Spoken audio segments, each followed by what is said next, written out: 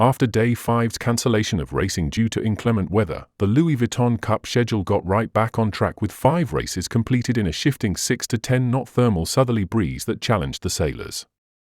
The big story of the day was Alinghi Red Bull Racing, a team that at their own admission has had a reset, scoring their second win of the regatta, to now move off the bottom step in the rankings, with the very real prospect of a safe passage through to the semi-final stage. In their race today against New York Yacht Club American Magic, the Swiss were sublime. Capitalising on some uncharacteristic manoeuvre execution errors and a penalty in the pre-start awarded against the Americans, Alinghi Red Bull Racing sailed a super clean race, showing pace and bravery to never be headed after the start. Such was the confidence in their speed, the Swiss were able to use every ounce of their tactical and wind-spotting nous to dominate in a textbook match race. Asked what's changed in the team, Arnaud commented on the building confidence, saying, "There's a feeling that we can just sail the boat and put it where we need to. I think we just need to be confident in what we do and just go for it, and we saw today, anyone can win a race." A very different set of emotions emanated from the New York Yacht Club American Magic camp, with Paul Goodison clearly not happy with the performance on the water, despite the narrow win against INEOS Britannia, saying, "It literally feels like I've done 10 rounds with Mike Tyson. I feel like we had the 7 bells knocked out of us, but the good news is that we got another point on the board and we got plenty of lessons that we can take from today to move forward." Elsewhere, there were professional performances from Emirates Team New Zealand and Luna Rossa Prada Pirelli, with the Kiwis scoring an impressive win over INEOS Britannia and a not-all-their-own-way win against Orient Express Racing Team, despite a considerable winning margin in the end. For Luna Rossa Prada Pirelli, it was a swift and accurate dispatch of Orient Express Racing in the Italians' only race of the day, with the French finishing just over a minute behind. Francesco Bruni, portside helm of Luna Rossa, very much kept his game face on, saying, "It was very tricky. The French are not slow, especially in the lighter winds, and it was not a surprise. We try to be very critical of our performances. We want to get better, and we know that in the America's Cup this phase is the most important one to how fast you are and to grow, so it's a never-ending story for us.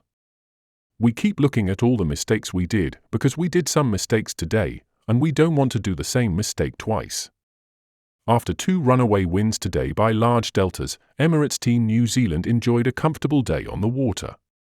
For Nathan Outeridge, port helm on Ataihoro, it's about looking to the end of this second round robin in the Louis Vuitton Cup and the team stepping away from competition until the Louis Vuitton 37th America's Cup match in October. As he explained, a few races to go here and then we're back into a bit of a development round with some bits and pieces coming online, so for us it's all about getting on top of our racecraft, our starting and making sure we're racing the boat really well. We've got the weekend to finish off now, then into a development phase for a few more weeks and watching to see how the Challenger racing goes.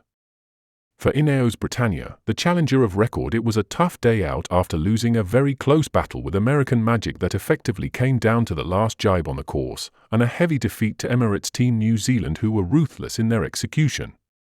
Down at the bottom of the table on points, Orient Express Racing Team are facing an ever-increasing uphill battle for survival, but Quentin Delapierre, the enigmatic skipper of the team, is eyeing the weekend's racing and the matches against INEOS Britannia and American Magic as key, saying, "Nothing is done yet, there are plenty of things to do on Saturday and Sunday.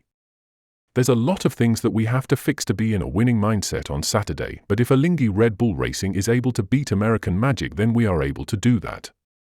I just want to be in a strong mindset on Saturday to be able to beat American Magic and equalize. After that on Sunday against the British, everything would be possible."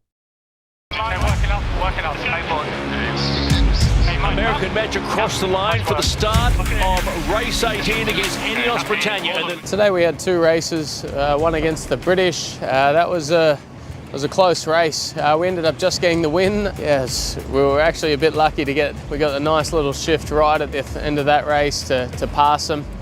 We were ahead for most of the race, they passed us. And the race for home begins.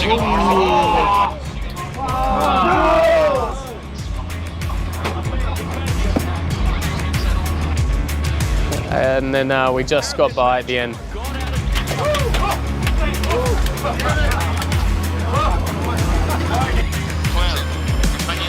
In the second race against Alinghi, yeah, look, my hand's up. I got an entry penalty.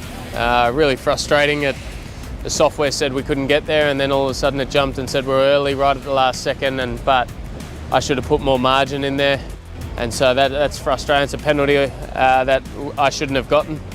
And then from there, yeah, we didn't sail a great race. Our manoeuvres weren't as good as they should be, and yeah, we've got plenty to work on.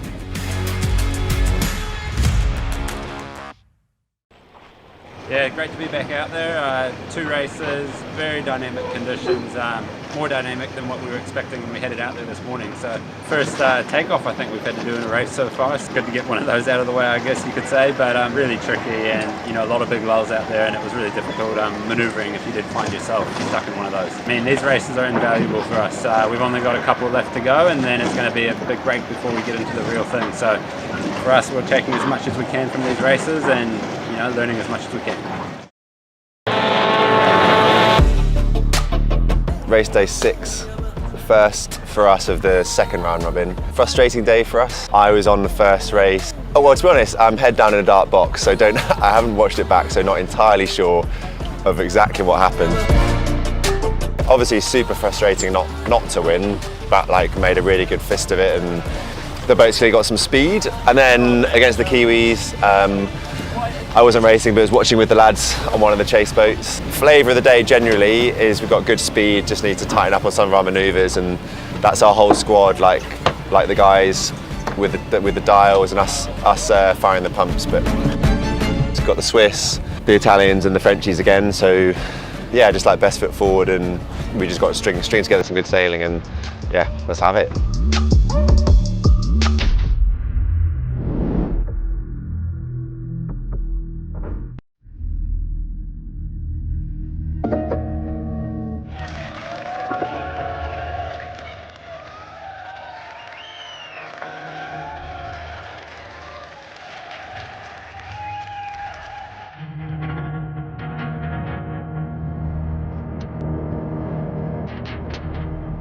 C'est sûr que nous aujourd'hui on avait la grosse journée Italie et Nouvelle-Zélande. Italie on n'a pas le côté du départ qu'on veut, et contre eux ça pardonne pas, hein, on l'avait dit, hein, faudra naviguer parfaitement pour être capable de le battre. Sur le premier long bâbord on fait un gros gain, mais après on n'arrive pas à le transformer. Les Néo-Z c'est un match où on pose en pré-départ malheureusement. Après les gars ont réussi à redécoller, eux ils ont posé, on est repassé devant. On perd le safran, comme on dit, sur un jibe, mais à la limite, ce match-là, c'est un match qui ne comptait pas, entre guillemets, pour grand-chose. Le fait du jour, c'est qu'Alinghi gagne contre les Américains. Alinghi et nous, on a les mêmes adversaires à battre. On va avoir samedi les Américains, dimanche les Anglais. Voilà, maintenant la pression, elle est sur nous.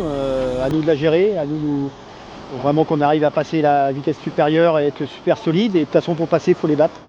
Demain, on a une bonne journée d'entraînement à se mettre, et comme on dit en anglais, heads up, c'est le sport de haut niveau, il faut gagner des points, à nous d'aller les gagner, c'est tout.